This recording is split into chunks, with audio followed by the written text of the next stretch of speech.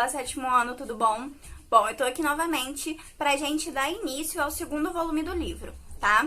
Hoje, a gente vai começar, então, a ver o capítulo 9. O capítulo 9, ele é interessantíssimo e traz pra gente um novo gênero textual, que é o mini-conto. Isso na parte de produção textual e estudo do texto. Já na parte de estudo da língua, a gente vai ver o predicado verbal. Então, a gente terminou o primeiro volume vendo o predicado nominal e hoje a gente vai iniciar o predicado verbal, que é aquele que trata do verbo de ação.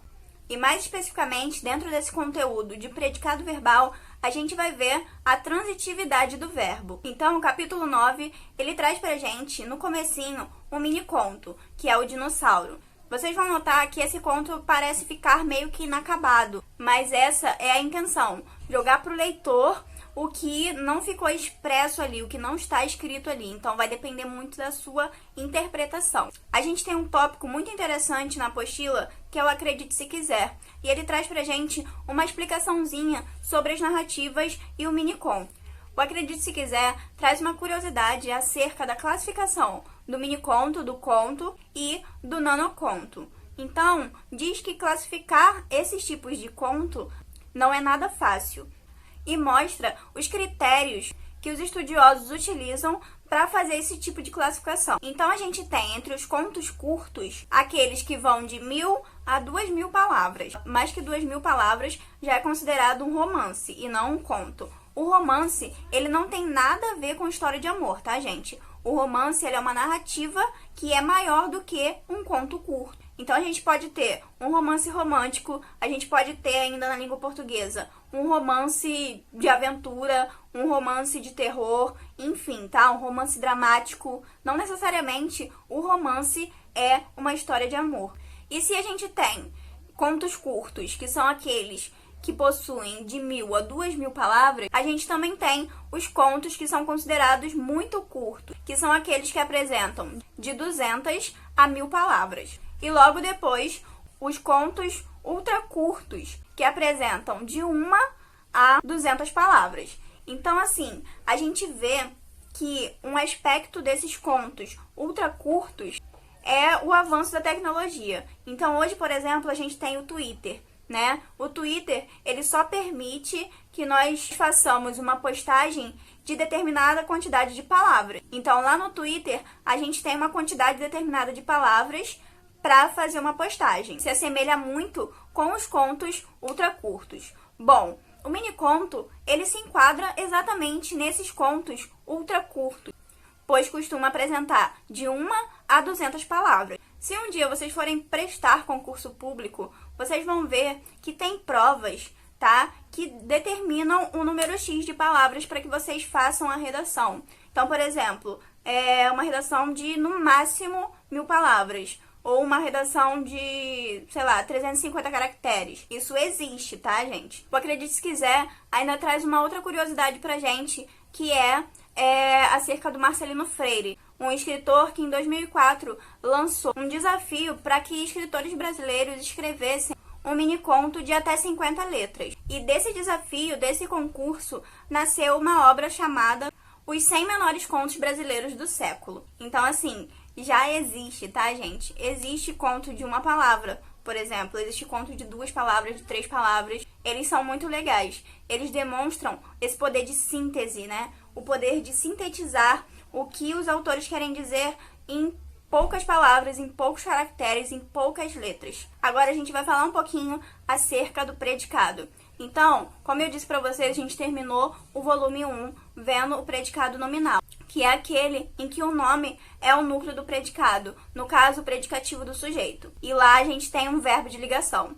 Já no predicado verbal, a gente tem um verbo de ação. E o núcleo do predicado é esse verbo de ação. Então, aqui a gente vai ter a transitividade do verbo em xeque. Então, ainda sobre o predicado verbal, é ele que instaura a ação no enunciado. Isso pode também ser encontrado nos mini-contos, apesar de predicado nominal ser mais encontrado nos mini-contos. Esse verbo de ação do predicado verbal, ele é normalmente conjugado no presente histórico ou ainda no passado histórico. Ele ainda detalha a ação e indica se essa ação partiu do próprio sujeito ou se ela se estendeu a outro objeto naquela oração. Os verbos de ação no predicado verbal, eles podem ser de diferentes formas. Então, a gente tem os verbos intransitivos, que são aqueles que, como o próprio nome diz, indica uma ação que não transita, que não se movimenta, ou seja, ela é exclusiva do sujeito e diz respeito somente a esse sujeito. Por exemplo, o mar parou. O mar é sujeito e parou diz respeito exclusivamente ao mar, que é o sujeito, e mais nenhum outro objeto dentro dessa oração. Ele pode ser ainda transitivo, quando indicar uma ação que transita, que se move, que parte do sujeito e recai em outro objeto dentro da oração. Então, nesse caso aqui, a ação ela não se completa por si só, ela precisa de um outro elemento para completá-la. Exemplo, eu entendi o problema.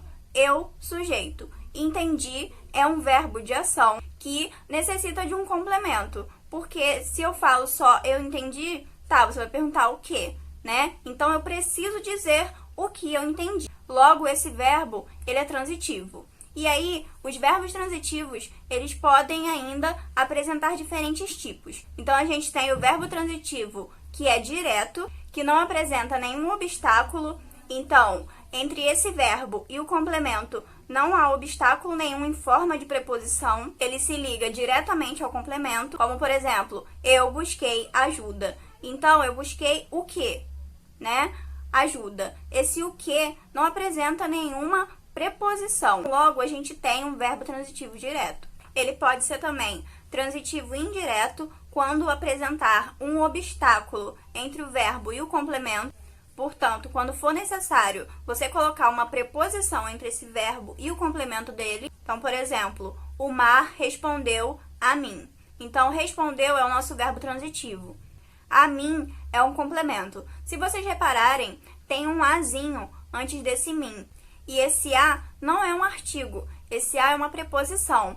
Portanto, a gente tem uma preposição entre o verbo e o complemento. Logo, esse verbo ele vai ser transitivo indireto, porque pede um complemento com preposição. Então, o mar responde a alguém, não o mar responde a alguém, sem preposição, beleza? Lá na apostila tem um trechinho, na página 325, que fala sobre as preposições mais comuns. Então, se vocês tiverem dúvida acerca de preposições, olhem lá. E aí, fora o verbo transitivo direto e o verbo transitivo indireto, a gente tem o verbo que é bitransitivo. O que é isso, bitransitivo? Esse bi, ele traz pra gente uma coisa de dualidade. Ele é, ao mesmo tempo, transitivo direto e transitivo indireto. Como funciona isso? Quando a ação do verbo recai ao mesmo tempo sobre dois objetos, um com preposição e um sem preposição. Então, por exemplo,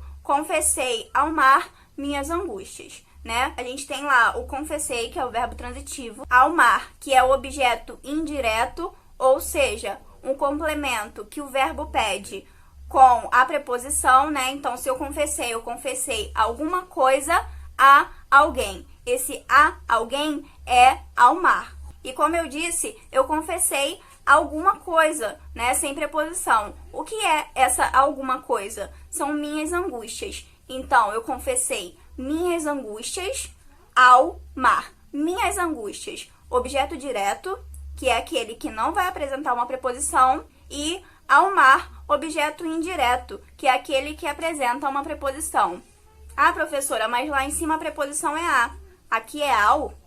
Justamente, então, o a, que é a preposição aqui, se juntou com o, porque mar é uma palavra masculina, né? Então, pede esse artigo o. Então, a gente tem ao, o, a, o mar, certo? A apostila ainda vai pontuar pra gente uma coisa muito importante, que é, não existe verbo fixo. Então, por exemplo, você não pode dizer que aquele verbo vai ser sempre um verbo transitivo direto, ou que ele vai ser sempre um verbo transitivo indireto, ou que ele vai ser sempre um verbo bitransitivo. Isso depende muito do contexto em que ele está inserido. Então, lá no dicionário, vocês podem encontrar a classificação, né, a transitividade do verbo mais comum.